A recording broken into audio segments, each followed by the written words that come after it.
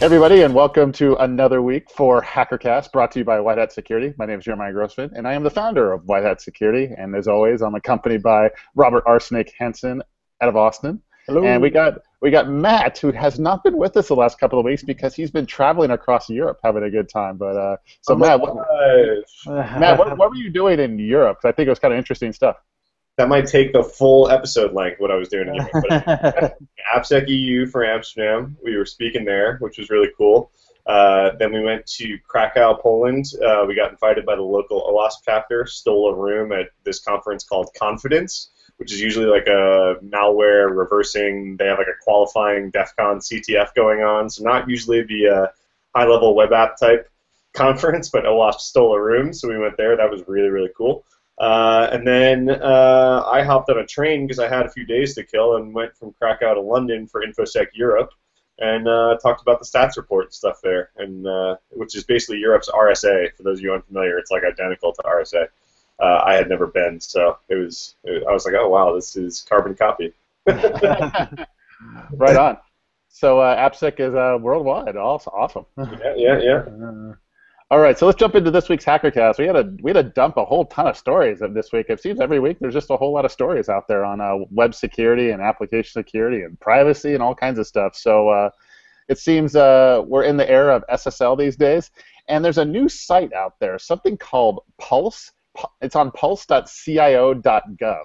And so, Matt, I'm going to let you cover this one, but what is this project here? It's basically the best project ever.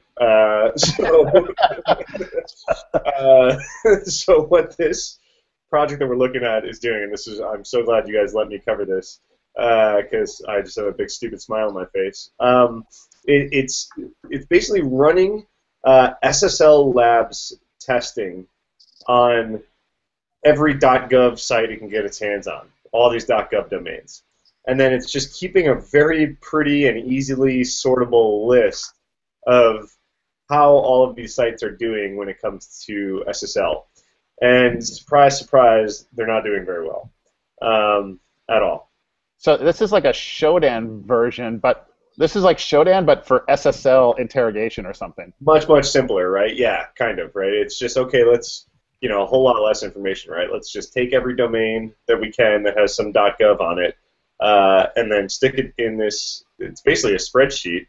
I highly recommend people going and clicking around on it. But you can sort by domain. You can sort by agency, so you can like pick a 3-letter agency and see the domains that it owns. But each one of these things has this spreadsheet that you can actually sort by SSL Labs grade. So you can just with one click of the arrow, you have pages and pages of .gov sites that are getting Fs on SSL Labs, which means they are completely sideways vulnerable to things like Poodle and Heartbleed and all sorts of CVEs with OpenSSL and all Beast Crime. They're accepting RC4. They're not enforcing HTTPS if they're even using it at all. It's just fantastic. So some of my favorites, you only had to go to page 2, I think, and house.gov F. SSL Labs grade, name a 3-letter agency. It's on here, and it's got an F, and it's so this is pretty fun to click around and check out. Thank you. This was a much better birthday present than the one you actually So this is a nice project. It kind of coincides with this this other thing that we saw out in the last week from the Office of Management and Budget, the OMB, federal government agency, and they sent out this memorandum that says they have a policy now to require secure communications across all federal websites and web services. And the compliance date is it looks like December of 2016. So everybody's got a year and a half to go SSL across the entire government. So that was pretty interesting. That is, yeah. So SSL is taking over because, this is kind of cool because we can't really have web security without SSL. So the more sites we get on it, the better. And now we have a policy that says get SSL, and then we have a measuring stick here on Pulse that say, well, who's doing it, good, bad, or otherwise? Mostly bad. Mostly bad. SSL Labs, right? Like, just SSL Labs has got to be the coolest tool on the web, just completely free and not too bogged down in like vendor anything. You know, it's this is I just love the tool. So shout out to them, Ivan. Ivan. All right, so we got this next story up here because we're kind of on a government tangent here.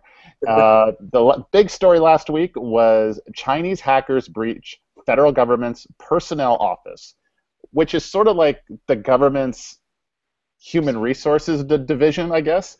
And however they broke in, we really don't know, but they stole information, a whole bunch of information, personal information on some 4 million current and previous government employees, including clearance information. So one of the crazy bits of data that supposedly was stolen was when you go to get top secret clearance or clearance of some kind, they ask you a whole bunch of questions on your background. All that survey data, all that interview stuff is gone now. That's gonna hurt. Mm-hmm. And I didn't think too much of their response and how they're going to fix the issue, but they'll get this incident under control probably, but it's the follow-on attacks past that where they're going to take this data and use it elsewhere that should really be concerning to us. Totally. We think they're going to try to kind of flip people using some information that they have. Like I would. I mean, if I were them, that's exactly the very first thing I would look into. I mean, how can you leverage all this data? Someone, did drugs 5 years ago or cheated on their wife or whatever, because it's all going to be in there, right? Most of it's okay. It's no big deal from a top secret clearance perspective, but it's really terrible from their personal life perspective. And it's just going to steal the joke straight off of John Oliver and say that they went way too far. They could have just stole people's browser histories. And yeah. What was the name of that a couple of weeks ago? The name of that adult entertainment site that got hacked? Adult Friend Finder. Oh yeah, Adult Friend Finder. So imagine you take this data and cross-correlate it with Adult Friend Finder. Man, you have some really heavy extortion material. No, absolutely. So I guess we're not going to hear the end of this one. This one's pretty damaging. I mean, if I had to speculate here, I mean, really don't know how, but the motives. I mean, it just seems our enemies, nation state or otherwise, are just going to smash and grab everything, and they'll figure out what to do with it later. I mean, it just seems to be what's going on. Not all of these breaches seem to overlap with each other or are related. It just seems hack it all. Mm-hmm. Everybody's okay. Yeah. Yep. That's pretty good. That's what I would do. I mean, the Chinese military has this thing they call million grains of sand, where they want to hack every single person around the person who's actually interesting. And even if they didn't get the exact guy they're interested in, they got everybody around him, and they can. I mean, the more you hack, the more power you have to hack other things. And well, wasn't that Aurora? Like the big Aurora bug that hacked Google? It was like some cousin of someone that worked at Google China that was hacked and then sent a PDF that had the Aurora on it. Yeah. Yeah, it's kind of interesting because, the question always comes up, well, what does the government do better? And it's the same question every hacking victim gets, like, how do we prevent this from happening the next time? And I think the government actually has a really tough road here because it's not like we don't know how to prevent the hacks, or make them extremely difficult. We have that information. It's not like they don't have enough budget money. They got a ton. I think the issue they're going to have is they're not enough InfoSec experts to go around to implement this stuff. I mean, how are they really going to hire enough qualified, competent people to get all this done, take care of all the legacy? It's the scale of the problem and the lack of talent, I think, is going to be their biggest issues. Mm-hmm. Agreed. Hey, man, we're trying to make an army, but... So I guess, training is going to be a big deal. How do we get more people to join the ranks? As we're going to need not 1,000, not 10,000, we need like 100,000 new cybersecurity people just to cover the jobs that are supposedly open today, let alone in the future. Yep. All right, so that's it's difficult, but so I guess for the rest of us, it's pretty good job security. That's the bright side. Yeah, it's InfoSec. We got to do the bright side once in a while. All right, let's jump a little bit. Let's something that was up on Hacker News. The title was DuckDuckGo Crypto Hack. So I had to ask Robert what this was all about. So go ahead and explain it, because it sounded pretty cool. Yeah, it is pretty neat. So it's basically just a handful of very small functions that you can type into DuckDuckGo. Like you type in a particular hash function, and it'll tell you, or a typical hash, and it'll say, here's it's probably MD5 or it's probably SHA-1 or whatever. It's like, give me a base64 encoded version or MD5 version of whatever this is, and it'll give that to you and that kind of stuff. But one of the probably the most interesting feature is if you type in like an MD5 hash into DuckDuckGo, it'll try to figure out if it's got it in a database somewhere of existing password dumps that they've already cracked, and it'll tell you like, oh, this password is password or whatever. So it becomes extremely useful as a first blush to go figure out if there has ever been this password ever been used elsewhere, and so you can crack it like that, snap of a finger. That's pretty awesome, actually. Yeah. Very, very useful. Wow, okay. So that's DuckDuckGo. The other story, Robert, that is, I know this is heavy bleeding edge stuff. How to detect the NSA's complex quantum insert attacks? Way mouthful, so walk us through this slowly. So there's multiple ways for a man-in-the-middle to be a man-in-the-middle. The typical way people conceptualize it is truly, a physical thing sitting on the wire. Traffic comes in, you stop it and change it, and then you send it on its way. But that is actually not particularly efficient, and it's also very prone for bad things to happen. If this thing breaks, suddenly some guy is going to come down and go try to fix the wire, and they notice this thing there. So it's a very unsafe way and not very scalable way to handle, let's say, the entire internet, which is what the NSA's problem is. So another way to do it is basically trying to beat the packet back. So you make a GET request and it's going along the wire, they see it and they respond faster than the real host does. And so there's some packet stuff that's happening here. They have to get the real initial sequence numbers and so on. But at that point, when this server over here agrees that this server down here that the NSA controls is in fact the correct server, now they have a full connection, and so no matter what this guy says, it'll just be ignored and thrown on the floor. So it turns out there's a very simple way to detect this. You just conceptually, if you see another packet come in immediately after a valid response, and they both look like they would have been valid, but they're coming, with different sequence numbers or whatever, there's a very good chance you're being attacked in this way. So creating a little piece of code or whatever on the wire, or creating a little piece of code sitting on your computer that actually looks for this particular thing would be able to detect this sort of inserting attack. And so what they're doing with this is they're inserting this little piece of JavaScript or whatever that has a payload in it, like a Metasploit payload or whatever, something like that, malicious binary or whatever, could be an ad or whatever, and that's how they compromise victims.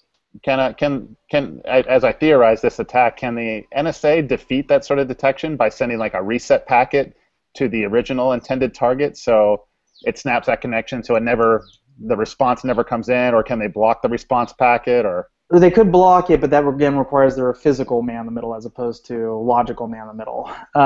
And so the answer is yes, they could do that. That's not going to work, though. The first thing you said, though, is can they send reset packets? Absolutely.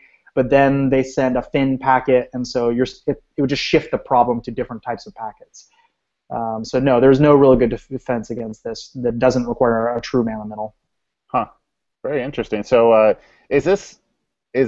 are they actually doing this? Is this happening? Oh yeah. Sorry, that should. yeah. This is definitely a real thing. Yeah. Small caveat, asterisks, right? This script exists. Yeah. It'd be kind of interesting to see how widespread that type of man-in-the-middle is happening. Yeah, I mean, there's very little way to detect it other than this, right? I mean, this is how you detect it. So unless you have something like this set up, you're never going to see it.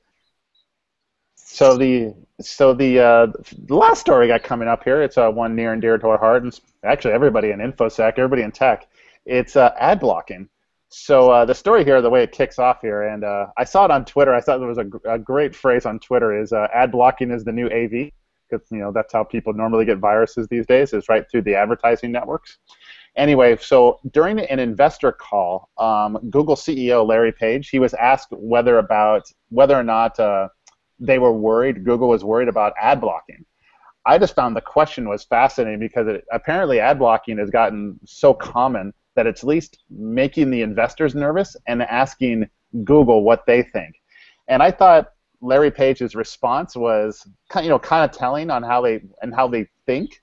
And his response was, well, ad blocking is a defense against annoying ads. So if we or the ad industry want to prevent ad blocking, then we just got to make, less annoying ads was his answer. And I thought maybe that's his perspective, but I thought that's only half right. I don't know. What do you guys think? I mean, it depends on what you call annoying. I mean, getting malware is more than annoying, but it is annoying. You know what I mean? It is annoying, but it's more than that too. As is, getting pornography on your computer, or whatever, or as is, it flying in and taking over your computer and trying to force you to watch something, or as it is like, being embedded in the middle of the page and making it look like it's part of the article when it's really not. I mean, all those things are annoying, and I don't, it's hard to, but they're more than annoying. They're also like, hurting your bandwidth. They're also, making it so you're using more power consumption. All this stuff. I mean, that's all annoying, but different. I wouldn't.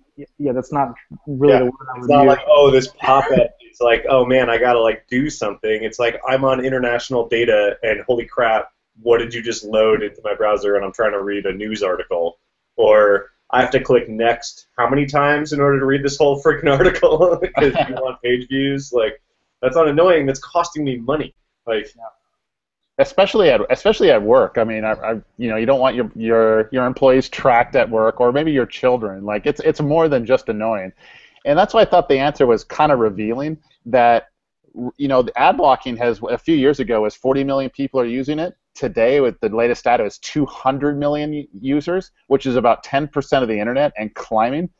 I think if the ad industry doesn't figure out some answer to this problem here on why people feel inclined to use ad blockers, I mean, this is an existential threat to not only the ad industry, but to Google.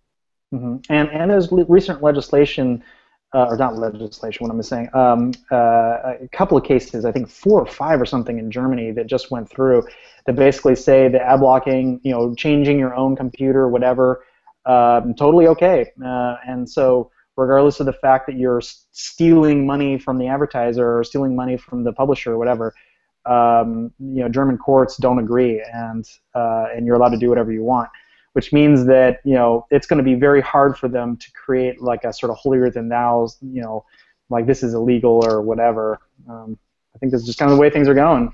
I do have a gripe though with the TechCrunch article that that brought this to our attention here that we're talking about, is that they keep mentioning they say ad blocking tools and they keep saying Ghostery or AdBlock Plus are the two that they keep mentioning by name and then linking to others. And both of those are two that kind of fell down the trap of, I think Ghostery got bought by an ad company, right? If I'm not mistaken. And AdBlock Plus is one of the companies that you can pay to have your stuff whitelisted, right? Both of those are kind of teetering on the edge of, okay, yeah, you're blocking some stuff, maybe, right? There's some.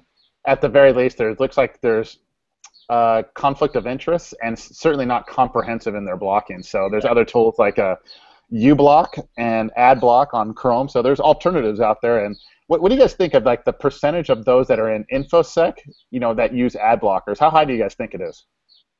High. I think it's high. Yeah, I think it's high, but it also depends on what areas of InfoSec you're talking about. I still talk to people who, think that you can't change the URL bar, So I don't know. I think it's high though, probably 75, 80%, somewhere in there. Wow. I was reading every time there's an ad blocking, anti-ad blocking article, they usually say it's amongst the techies and the techie journals that actually have the highest percentage use of ad blocking, which is kind of ironic. The whole tech industry is derived from trading privacy for ad views and all that stuff. Yet it's also the industry that blocks the most ads. The funny thing is they're actually having a hard time even measuring how often how many people tend to block ads, because how they're measuring it is using stuff like Google Analytics around which get blocked. So it's very hard for them to tell. I mean, obviously they can do better logging than that, but they just tend not to. That'd be an interesting stat. Percentage of Google employees that use an ad blocker. Yeah. I bet you it's pretty high, and I'm thinking they don't want that number out. Yep. So let's say we got a whole bunch of SSL stuff going on. We got just apparently Chinese hackers hacking the government. We got crypto stuff on DuckDuckGo, how to defeat NSA crypto attacks, and then ad blocking. Man, there's never a dull moment in this industry. So always stuff to learn. Yeah. So anyway, if you like what we're doing here, you got stories that you want us to cover, talk about something we missed, please rate, please subscribe, show up in the comments. We'd love to hear from you. And until next time, next week, thank you, everybody. Thank you, everybody. See you.